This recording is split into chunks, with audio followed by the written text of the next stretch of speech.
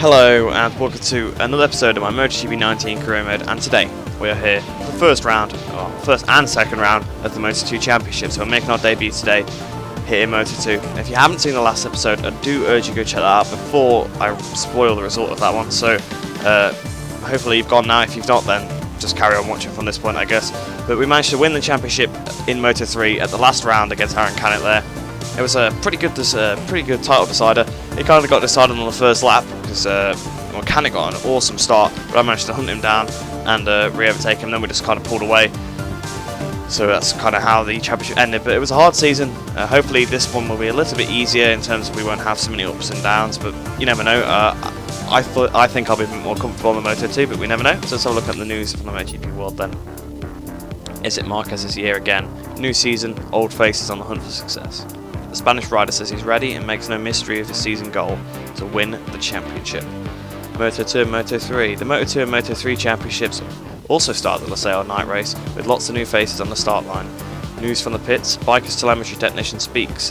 Biker is a very reliable rider. The bike has improved thanks to his contributions in the development test this year.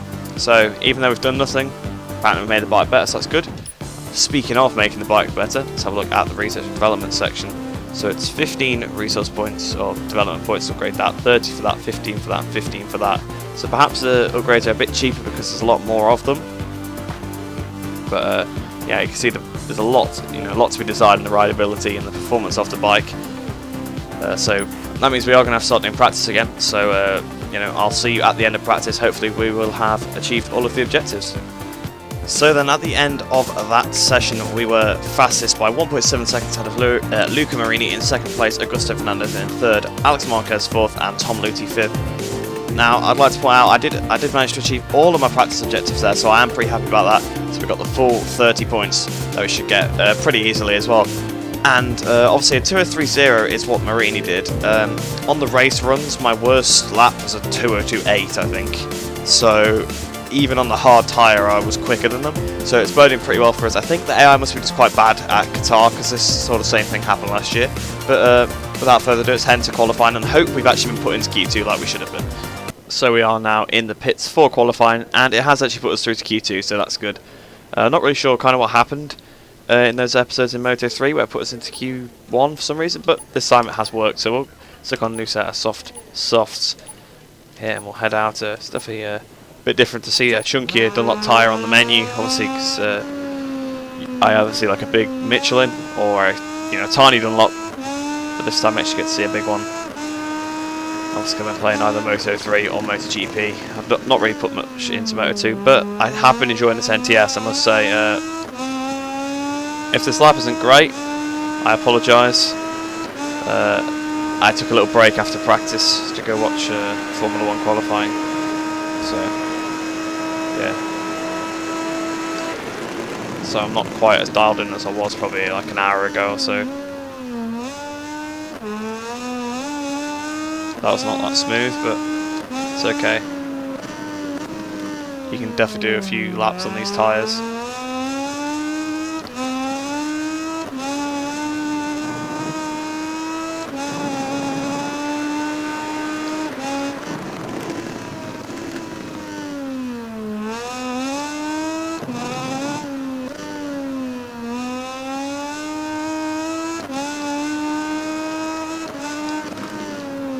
Tricky braking zone, this one, turn 6. Easy to lose the front, so I probably shouldn't have really spoke through there, but there you go, I got away with it, so it doesn't matter. Into 7.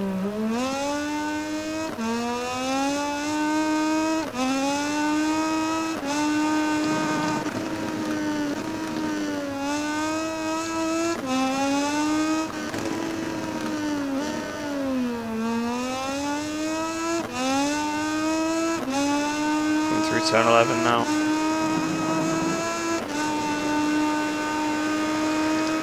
The bike over, coming into turn 12.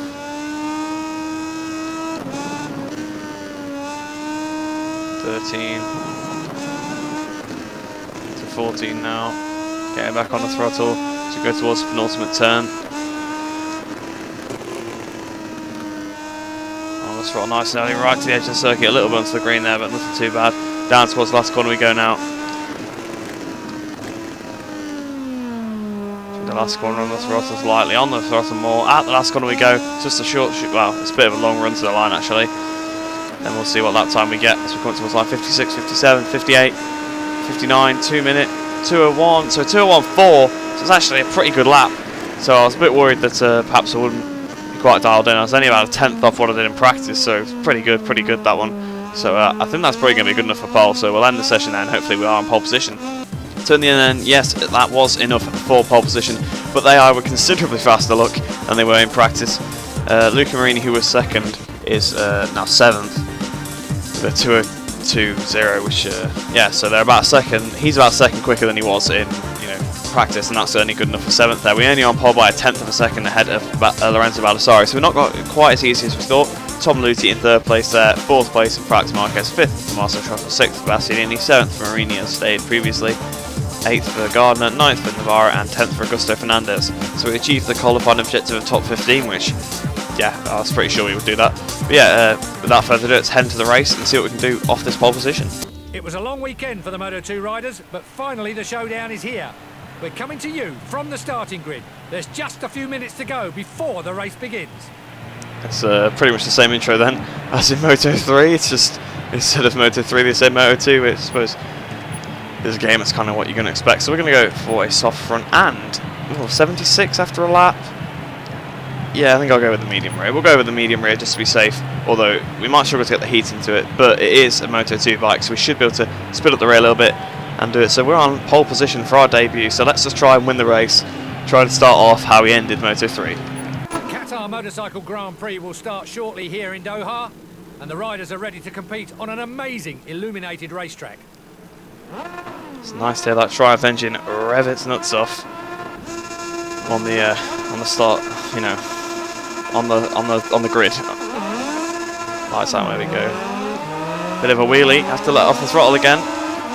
It's not been a good start. 8th place, 10th place. So we're going towards turn 1. Got to be careful. Back up the inside of Fernandez and up the inside of Digi Antonio as well. Trying to go on the outside of Binder. And there's Navarro up ahead as well. I think that's Marquez, isn't it, as well in front of Navarro. Try and go around the outside of Navarro if we can. Past him we go. Marini's had a good start. The 4th. Didn't he qualify by 8th? But we've just absolutely rammed Marquez out of the way. Back up into 5th place now, trying to go around the outside of Marini. Oh, Marquez up the inside though. Trying to go around his outside. Yes, we've done it. He's still trying to get the inside though. We've got the inside of Marini now, so we're back up into 4th place. Don't know who's winning at the minute. Up the inside of Baldassarri we go. Oh, it's the side of Luthi. I'll give that position back to Thomas there. Went a bit hot into the side of Luthi, unfortunately here. Just a bit of a mistake. We're still in 4th place, not too bad. It is obviously the first lap, so we've got plenty of time to get our way back through, and we had. Seems like we have a bit more pace than the AI here. Close up to Luthi again. We have an attack up the inside of him. Force him a bit out of the way. There we go. Obviously, still a bit of an aggressive move. But last time I just tried to go inside of Baldassarri and just rammed him. We've not had the best exit there. But we got the bike sat up a bit more than him, so we got a much better run than Baldassarri. But the AI speed kicks in, so it seems to still be a thing. I mean, we don't have an upgraded engine, so I guess it might be a bit more acceptable, but yeah, it still seems to be a bit of a thing there. So we go down towards turn 1. There's a big gap behind us to Luthi. Baldassarri goes for the lead. Baldassarri's gone for the lead. I think he's run a bit wide though. Will that allow Trotter to come back up the inside? Turn 1, sliding the rear end of this NTS. Coming into turn 2 now. Baldassarri leads, Trotter second, myself third. So we had a pretty terrible start, but we are coming back from it now. Maybe have a look at Trotter. Trotter's going, well, he's having a look at the inside of Baldassarri. Is he going to go for it? He has gone for it. But he's got a bit wide. Those two battling, that could definitely help me out here. On the back of Trotter. Up the inside of Trotter we go. It could be off Baldassarri where we tried to pass him last lap as well. Up the inside of Baldassarri we go. Is he going to come back through? Yes, he is. He's back through. It's all about the exit though now. Down towards the next corner. He's going to the left-hand side. I'm going to go back to the right-hand side again. Up the inside of Baldassarri. Bit of contact there. Bars on the inside in front, so he had to sit up a little bit. Up into first now. 2:15. That's a pretty good lap, really, all things considered. Well, considering we're on a medium tyre, and that's still good enough for pole position, if you obviously discount my time. Coming up towards the line now then. 2:16, so not quite as good as the previous lap. Right, so I got my head down a bit more on that lap. Hopefully we've extended the gap a bit more. 2:02.0 there. We've got 1.1 seconds, so not really. Right, so towards the line we come now then. And we're going to win in our Moto2 debut, just like we did last season in Moto3. We're going to start off Moto2 just right. So in the end then, Lorenzo Baldassarri actually closed quite a bit up to us on the last lap. Same with Tom Luthi. So Tom Luthi actually caught up to Schrotter and Baldassarri and passed Schrotter. I thought it was Schrotter in third the whole time. But yeah, so I won then in second place, Lorenzo Baldassarri, third Tom Luthi, fourth Marcel Schrotter, fifth Luca Marini, and then sixth for Alex Marquez, seventh for Jorge Navarro, eighth for Augusto Fernandez, ninth for Xavi Vierge, and 10th for Brad Binder. So if we move on to the rider standings, I'm assuming that obviously they'll be exactly the same. So let's go over where our teammate is, Bo Ben Schneider. Where is Bo Ben Schneider? He is in 22nd, and Stephen O'Donnell is in 23rd, so I guess it must have been where they finished, 22nd and 23rd. Have a look at the Team Championship. Dynavolt, Intat GP are leading the championship with 29 points, with a Flexbox HP 14 second, us with NTS RW Racing GP in third, and fourth EG 0,0 Mark BDS, and fifth for Sky Racing Team VR46. So let's head into Parc Fermé then, and then the career hub, and then we can go on to the next round at Termastria Hondo. This rider has been able to impose a frantic pace on today's race, and now he and his mechanics are rightly going to party. So yeah then, it was a pretty good race that one, quite easy to be honest. Also we didn't have a good start because we got a bit of a wheelie, so maybe that's something we'll have to look into. Maybe the anti-wheelie needs upgrading a little bit just to help us off on the starts. And we dropped quite a few positions there, but in the end we managed to fight our way back through, so it's not too bad. So in the end then we get the 600 for meeting the objective there, 680 extras for coming first, and then a position bonus 1,680.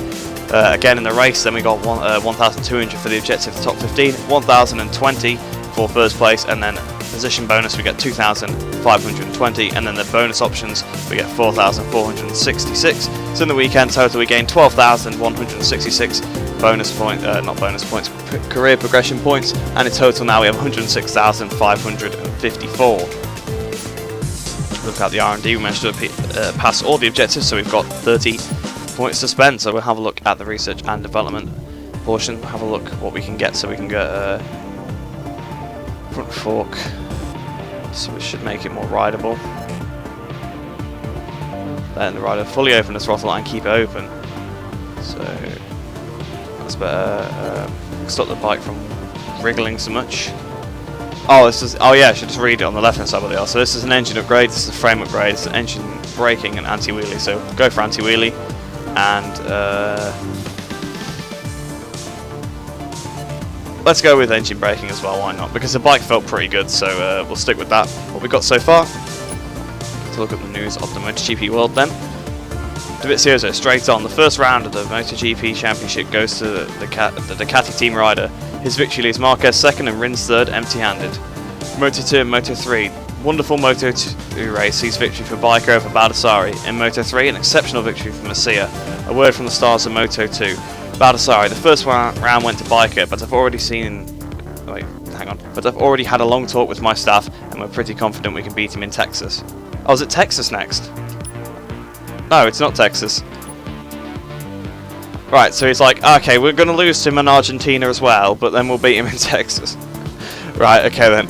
So on that little funny note then, I'll see you at the end of Termas practice. Obviously Baldassarri's not going to be anywhere near us because he can't beat us till Texas, so it's okay. It's okay guys, we're not going to worry about him.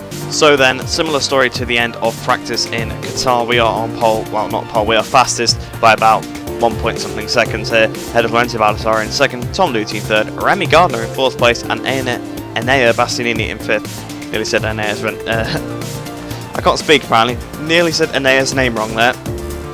There we go, finally got the sentence out. So yeah, let's head into qualifying and try and get another pole position if we can. So we are in the garage now for qualifying, and let's just quickly stick on a new set of soft tyres here. You can see that there's a medium front that was pretty destroyed because I used it for the 5 laps. Oh yeah, I forgot to say that we did actually get all the R&D points there once again. But yeah, I used it for the 5 lap sort of tyre wear test, and also the 2 laps of the track acclimatisation. So I did 7 laps on this medium front, and it was crying enough by the end.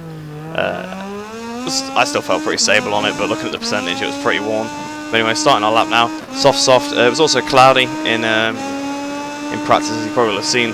So the lap times will probably be a little bit quicker here. Obviously the track's a bit warmer as well, so the tyres probably heat up a bit more. So maybe the tyre wear won't be quite as good as it was in the practice session with the tyre run practice program. That was actually a pretty good run through turn 4, much better than I usually get. Down straight towards 5.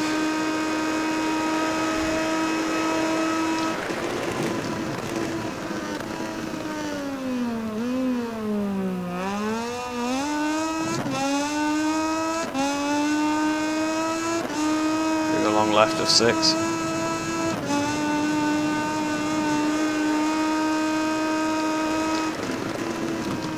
Brakes. It's turn 7, almost losing the front actually a little bit there. The bike definitely feels a bit better on the downshifts with that new engine braking upgrade, which is nice. That means I can use it a little bit more, like how I wanted to, which is how I sort of ride these bigger bikes anyway. There's a lot of engine braking, a lot of hard on the brakes as well. I think that's probably why I wasn't too good on the Moto2, because it's all about carrying the speed through the corners. Although that's definitely improved my style a little bit by having to master that a bit more. So I think I can probably carry corner speed a little better than I could before that season. So it's Michael Lecoiner in front of us then on track. So we're coming up towards the end of our lap.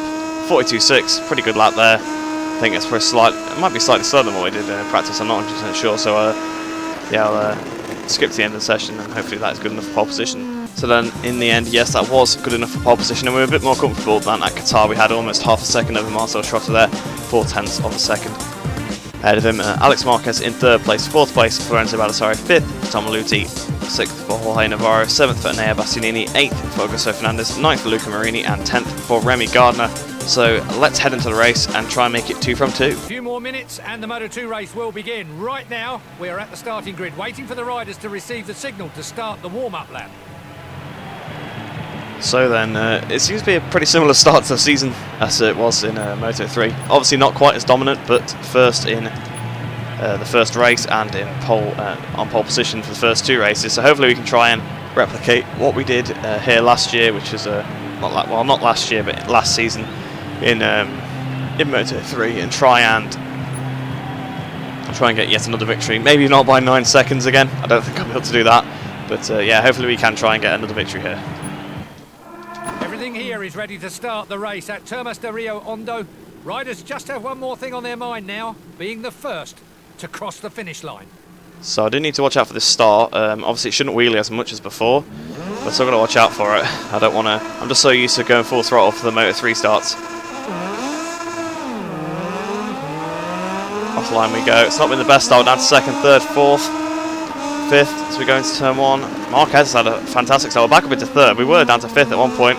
Couldn't up the inside of Marquez. Oh, we sat Marquez up absolutely there. But we're on the inside of the curb. That's fair play, fair game. He just didn't see us on the inside there. So hopefully he hasn't lost too much time, because I didn't mean to kind of sit him up there. Looking over for the last turn, sliding that rear tyre through the last corner. 44.7 to Schrotter, 45.0 to myself. So some pretty good laps from standing starts there. As we break into turn 1. Once again, Schrotter still holds the lead for now. I've had a lot of practice at Argentina lately, obviously for Motogp, for RRL. If you're wondering where that video is, by the way, yeah, capture card issues again, so I didn't actually get any of the footage from that. I got like the last 2 laps from Xbox Game DVR, so I'm going to just stick that in for the next video, just a bit of a recap of what happened, so apologies for that. But that's kind of, yeah, it's really a struggle for me to record on Xbox apparently. But we are a 10th behind Schrotter now. We've got 1.1 back to Navarro, so we can sort of just sit here and study Schrotter. We've got a nice big lead behind. He broke early for 9 last time, I remember that. So up the inside into 9 we go. A bit like what we did to Canet at Valencia. We're going to make it stick though. No, we're not. Not Canet. Schrotter's back through. We just lost a big chunk of time. Luti's now only 6 tenths behind us. So we did just give away about 4 tenths of a second there. So perhaps it was Luti having to go at Navarro, what we saw on the previous lap. Through the penultimate turn once again. And I flip the bike over. I think we've got a better exit than Schrotter this time. Here we go. 43.6 to Schrotter, 43.4 to myself. 43.1 to Luti. So we go into turn 1 once again on lap 3 of 6.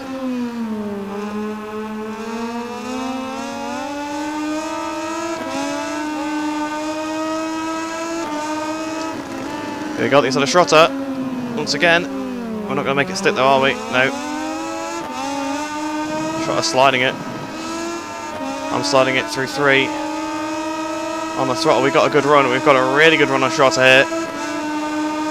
We're not 8 tenths ahead of Luthi again, so we are pulling away a little bit again from Luthi.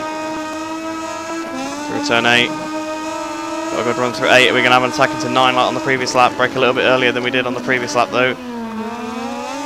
Schrotter cuts underneath once again. But we're still on the outside for 10. I'm not very good through 11, so it doesn't help. But we are closing on him a bit through 11. Running out wide.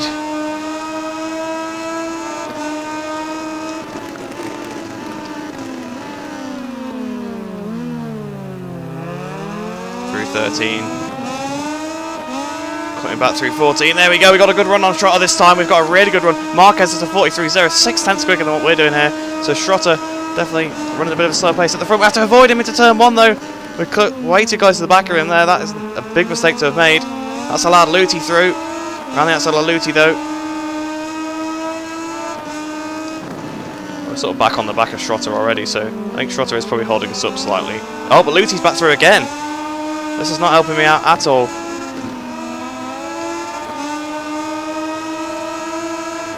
Back past Luthi now. I think we're definitely going to have to attack Schrotter now. He's backing us up into Luthi, which is not what I wanted at all.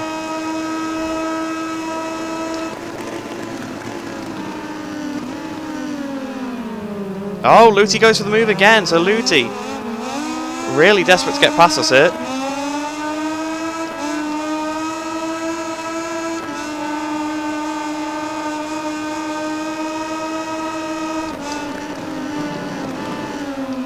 Around the outside of Tom Luthi into 7.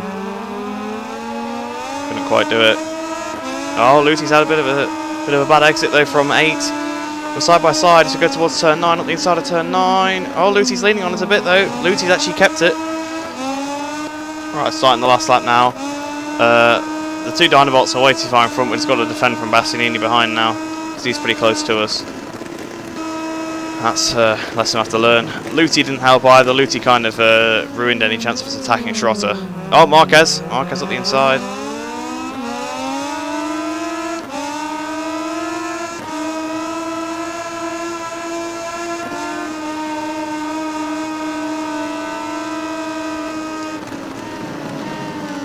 Right outside of Marquez. I didn't mean to do that. I just kind of went in hot. Oh, Navarro. Bit of contact Navarro there. Diving up the inside of Marquez.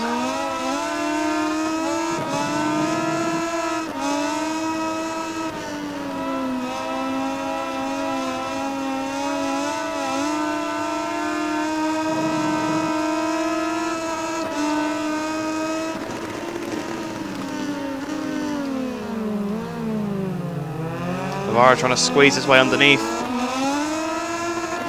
Also, Schrotter wins. Marquez got 3rd, unfortunately. Couldn't defend from him. We had a big pack behind us, look. While the riders complete a victory lap, let's check out the final ranking of the Moto2 race.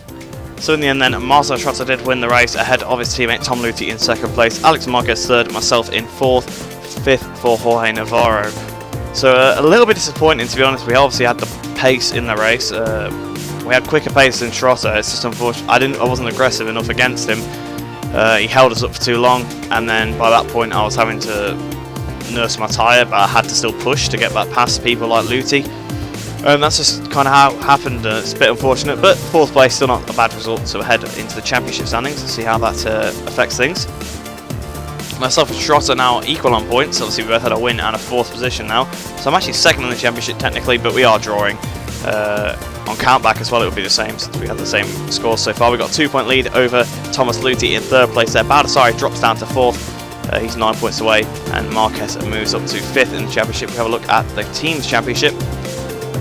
Dynavolt still lead, 35 points ahead of Flexbox HP 40, and then Mark VDS in 3rd place, moving up ahead of us. NTS into 3rd, and we're moving down into 4th, and Speed Up are now 5th. So we'll head into the garage. Obviously the team will be pretty delighted with that performance because they're only expecting that 15th place, and then the career hub, and we'll end off the episode there.